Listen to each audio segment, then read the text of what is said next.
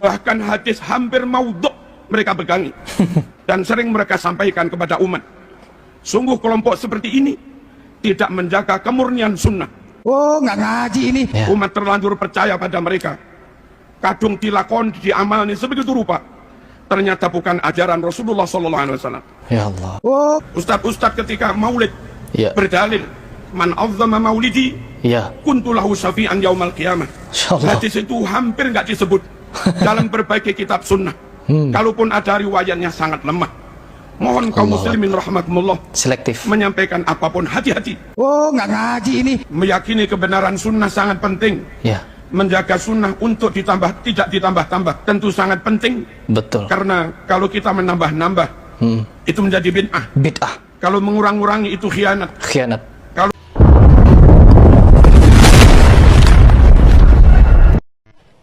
Assalamualaikum warahmatullahi wabarakatuh. Alhamdulillahilladzi arsala rasulahu bil huda wa dinil haq lidhirahu 'alad dini kullihi wa kafa billahi syahida. Pemirsa, saat saya menyimak video ceramah Jumat Kiai Haji Mustamar di salah satu masjid di Surabaya yang dengan tema agar tidak bangkrut di akhirat, saya kok jadi kaget, heran dan hampir nggak percaya. Apa benar Pak Kiai Marzuki Mustamar ini ceramahnya seperti ini? Saking kurang percayanya, video itu sampai keulang berkali-kali. Bahkan ada salah satu teman pun juga nggak percaya kalau Kiai Mustamar berceramah seperti itu. Itu sudah editan katanya. Dan akhirnya saya cari video aslinya yang secara utuh. Dan saya dapatkan video aslinya sebagaimana yang saya lampirkan pada link. Dan nyatanya memang begitu ceramahnya, sama. Dan pokok isi ceramah beliau diantaranya menjelaskan dengan membawakan hadis Al-Ghurabah dan memaknainya orang-orang yang menghidupkan sunnah ketika banyak yang meninggalkannya. Beliau mengajak agar umat memurnikan tauhid. Beliau membacakan hadis tentang bid'ah dan memperingatkan bahwa pelaku bid'ah terancam masuk neraka. Di mana pada bagian ini beliau menjelaskan dan mengingatkan agar jamaah jangan menambah-nambah amalan karena itu adalah bid'ah. Jangan mengurangi karena itu khianat, dan jangan merubah-rubah karena itu khurafat. Pendek kata, isi ceramah Jumat Pak Kiai Marzuki ini benar-benar mengagetkan siapapun, baik di kalangan Nahdiyin maupun di luar Nahdiyin. Itu karena isi pokok dari ceramah Pak Kiai Mustamar ini benar-benar tak biasanya di mimbar-mimbar atau majelis-majelis beliau di ceramah-ceramah sebelumnya. Maka sangat wajar bila ceramah Pak Kiai ini akan bisa mengundang kegalauan di kalangan jamaah NU yang mungkin mengkhawatirkan adanya anggapan Pak Kiai Marzuki ini telah terpengaruhi paham Wahabi. Ini bisa dimaklumi karena ceramah semodel ini sangat langkah ditemukan di kalangan kiai-kiai NU ketika memberi tausiah di hadapan jamaah mereka. Bahkan oleh ceramah beliau ini membuat saya bertanya pada diri sendiri, apa iya Pak Kiai ini udah dapat hidayah?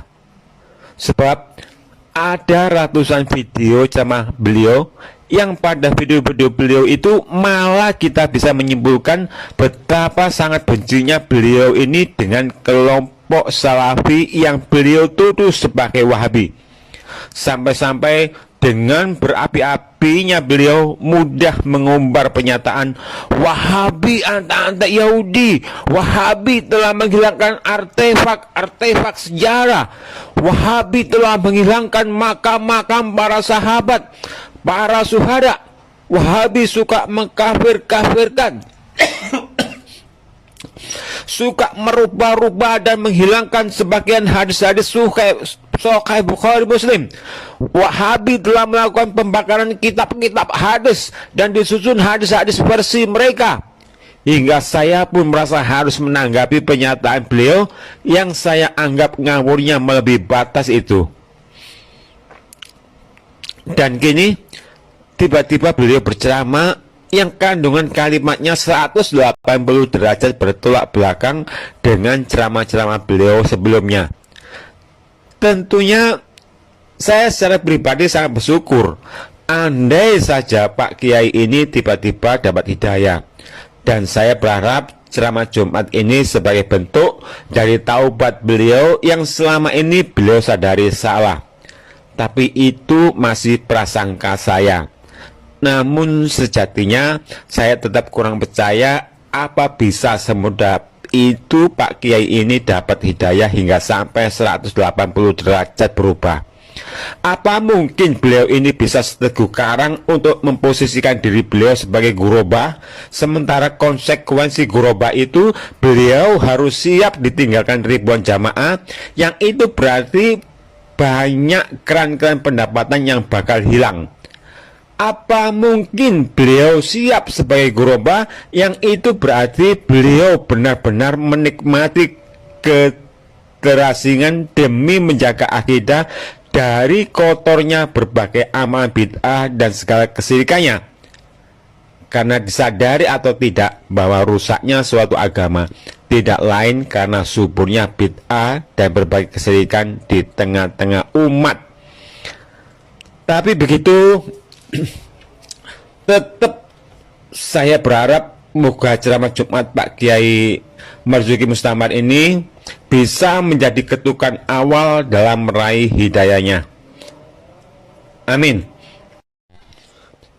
Nah pemirsa, demikian apa yang perlu saya sampaikan. Moga melalui isi ceramah Pak Kiai Marzuki Mustamar ini bisa menjadi tarbiyah sekaligus renungan bagi kita semua, bahwa hendaknya kita semua turut serta menjaga umat dengan menyampaikan ajaran-ajaran yang benar, dan hendaknya sama-sama merasa berkewajiban menjaga agama dengan konsekuensi mengamalkan sunnah dan menjauhi bid'ah, serta memurnikan tauhid dan menjauhi segala bentuk kesyirikan. Karena pada hakikatnya dua pilar inilah letak ruh ajaran Islam. Subhanaka Allahumma wa bihamdika asyhadu an la ilaha illa anta astaghfiruka wa atubu ilaik. Wassalamu alaikum warahmatullahi wabarakatuh.